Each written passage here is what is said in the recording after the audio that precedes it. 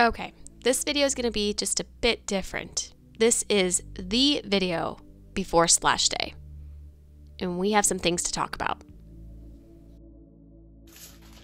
The heck is this mess on our coffee table? What are we even doing? It's everything about Lady Hawk. We got manuals,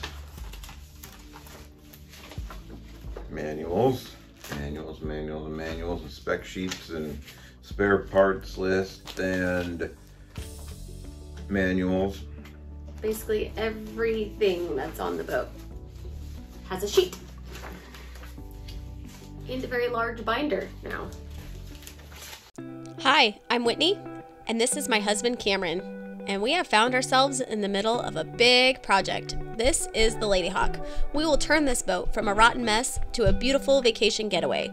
Follow along as we tear this boat apart piece by piece, taking her down to the bones.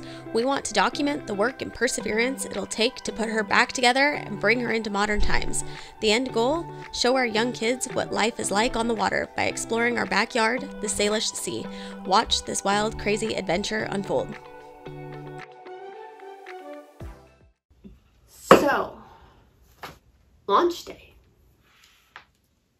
This is the final countdown. We're at 6 days? 5. 5 days? 5 days. And 5 days. sleeps. It's Sunday, and we're going to be launching Friday. So, I think we got all our ducks in a row. It feels good. There is still a few things left, but mostly just the rest of the non-skid. Today, the weather changed. It was a little too humid to do the rest of the non-skid today, so hopefully it's a little better tomorrow. Yeah, they say not to apply at 90% humidity or above, and it was 88, then climbed quickly to 90. So yeah. Probably best to wait. But we got to hook up the shackle to our new anchor rod. One of them, the swivel for the end of the anchor, is a little too small. I got to find a different one. But yeah. That's, I think, one of the last things. I just got done today trimming the blocking underneath the boat for clearance on the transport trailer, and moved the jack stands, got bottom paint finished on all the pad locations. And yesterday, you and Dad cleared the driveway. So it's a forest driveway. Yeah, did a... Thanks, Trey, for lending your pole saw. Got that driveway cleared up and limbed up a bunch of things, fell a couple trees, and yeah, it's looking a lot better. Hopefully it won't scratch the new paint on the way out. I kind of wanted to say things that I learned in this project, because yes, I grew up around boats, but I can tell you this project has taught me a lot about boats. It's one of the reasons I'm doing this binder, is because I think anybody should be able to operate a boat and know how the systems work, and I think you can learn anything by reading it. So if in the future, someday, hopefully in the long future, we sell Lady Hawk, somebody else will have everything that they need to know about everything in the boat.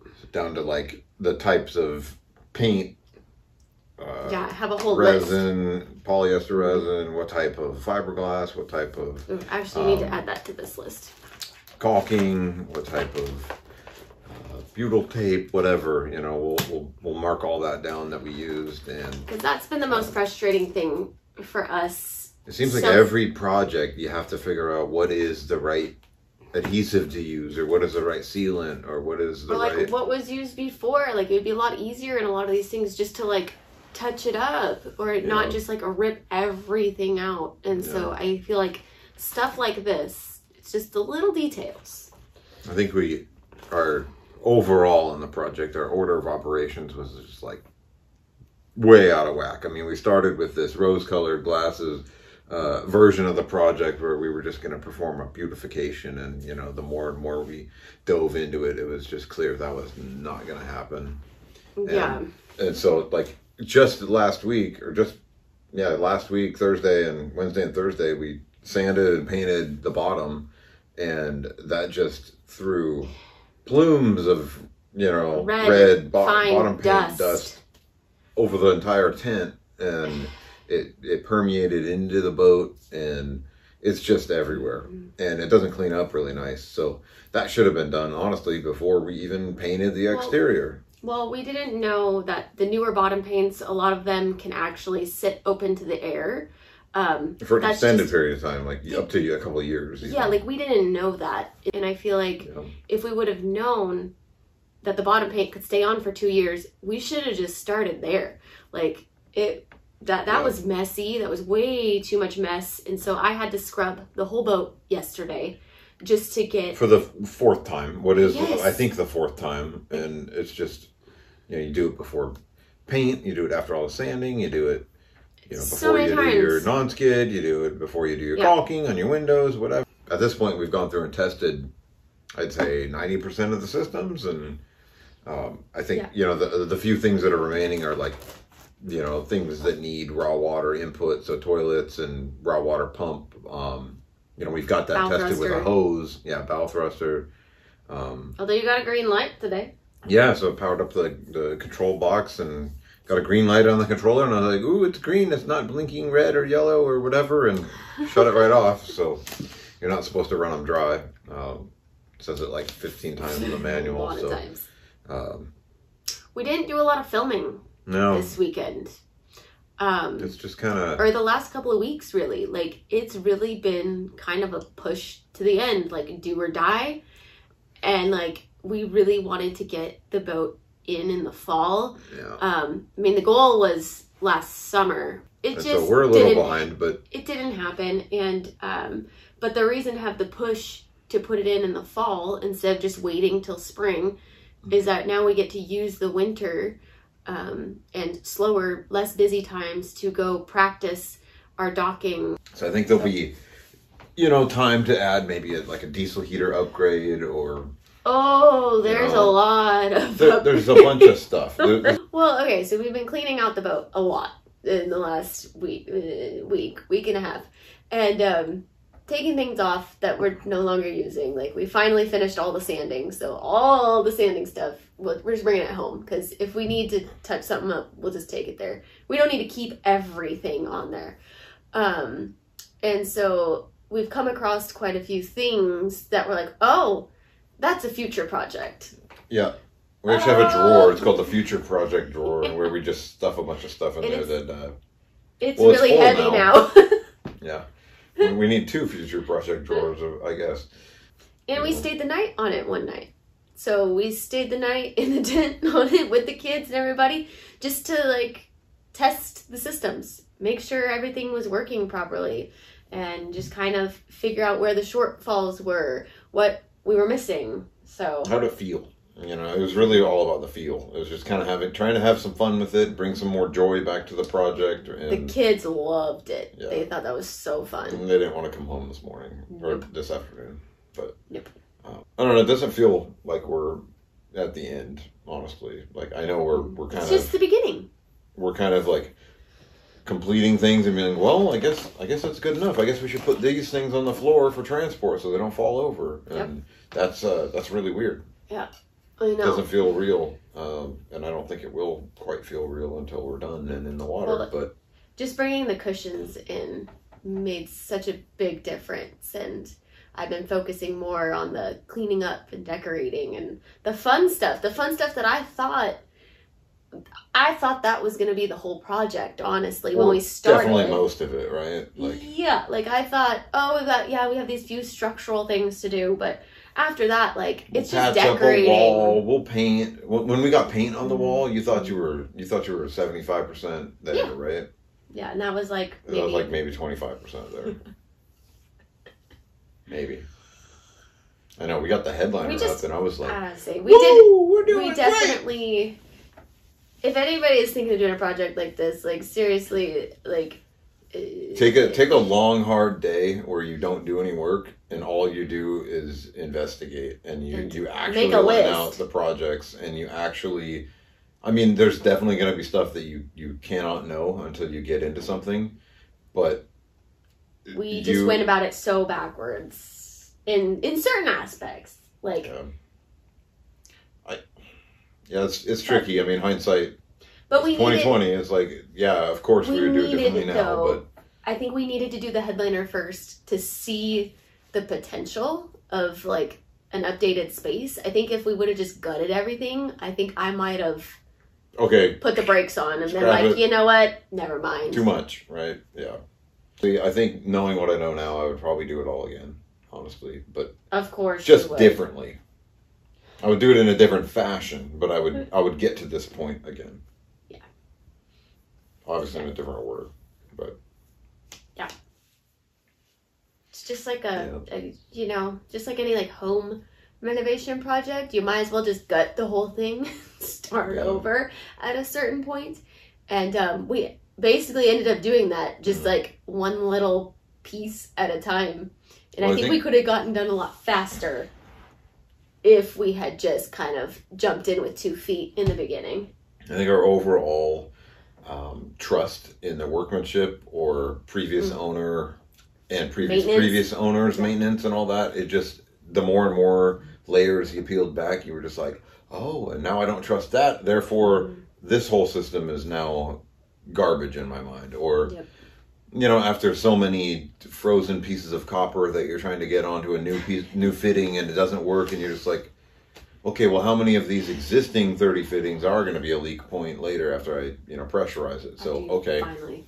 PEX, and that was same thing goes with, the marine surveyor we hired looks at the copper fuel lines and goes, copper, nobody does that anymore. And all right, there's a new project, rip them out. And, for good reason, because, well, the tanks were filthy and the copper was corroded. And talk about those tanks for a little bit, actually. Yeah, the tanks were like another project. The diesel tanks that we should have started way early on, because I mean, it didn't really hurt that the diesel was sitting in there any longer. It's already been in there nearly 18 years. What's another couple months, right? But it was a rather messy, stinky project that could have been done when we were doing, bilge paint and other stinky stuff. Lots of fiberglass, and it was a dusty environment, whatever. And you're pressure washing the inside of a tank to scoop out black sludge out of the bottom and pump it. It's just, don't spill. There's nice looking like right next to like the brand new hot water heater, next to all your brand new like alternator, brand new, like just. It just should have been like after doing the demo, it should have been take care of the tanks. But unfortunately, it was one of the other last jobs that we tackled, and because we didn't want to. Like, I didn't want him to cut a hole. I had this pie in the sky idea that we were going to be able to polish the diesel and just get away with it and salvage 180 gallons or whatever I pumped out of there, and it just wasn't possible. No, I mean but really, like, so now though, there's fresh fuel, clean tanks, new updated fuel lines, valves, brake core fuel filter. We don't know if the patches leak yet, though. They won't leak. We don't know that. I used a really cool service on the internet called Send to cut out a diesel tank hatch. And basically, not sponsored or anything. No, not sponsored, but just something he found. It's super cool. I'm a mechanical engineer, so I have CAD programming. CAD programs, and so I drew up the hatch based on some of those foldable add a hatch deals that you can buy online. They're somewhere in the neighborhood of $400 to $800 depending on what size you end up getting. So I cut out some 10-inch circles that have these backing plates on them, and then you use Buna and gasket material, and you sandwich that all together with some bolts, and you basically make a removable access panel. And so I got a big, nice 8-inch hole in there that I can look in and put my camera in around and look at the other side behind the baffles and all that, and really get a good view in there. So that was cool. That was a cool project, but that was not something we were looking forward to doing. So no. But anyways, yeah, it's been, like Whitney said, kind of like a whirlwind of projects, trying to just get the absolute necessities taken care of. Like all the necessities, definitely the necessities. Is that what I said? Necessities, the necessary necessities. That's what we want to do. We had a list of to do projects, and it was quickly becoming pretty obvious that we weren't going to get to all of them. So just came to the ones that were below the water line, had anything to do with safety, had anything to do with overall like security, function, ceiling, security, water, door locks became a very high priority very quickly.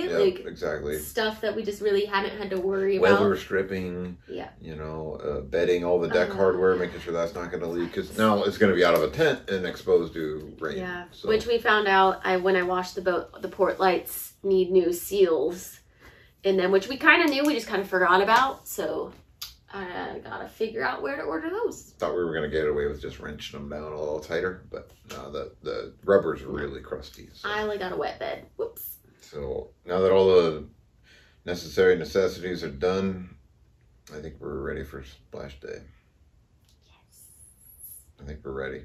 I think we like you said, just the Kiwi grip. I'm mentally ready. God, well.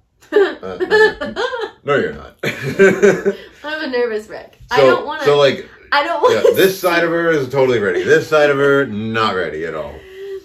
It's so heavy. It's so big. Like, putting a trailer under it and just, like, taking all the blocks out, it's terrifying. Yeah. Seeing it, like, fly down the freeway. Yeah. I'm just nervous for that part. I mean, yeah, that part's one thing, but then, like the actual driving it part, like having it, I'm not nervous about that at all. No, I'm excited about that. I mean, obviously it's going to be new and different, and we'll have to get used to it and all that. It's definitely a lot bigger than our ski boat. So. Sure. But I'm excited to do that. I'm excited to struggle. I'm excited to conquer that struggle and figure it out. But yes. Yeah, I think we're ready. So let's do it. Let's launch the boat. All okay, right. Friday? Sounds good. Let's do it. We'll do it. We're going to launch it.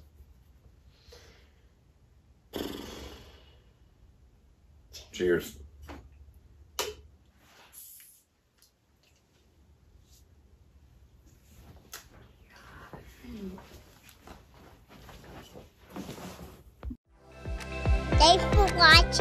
Thanks for watching.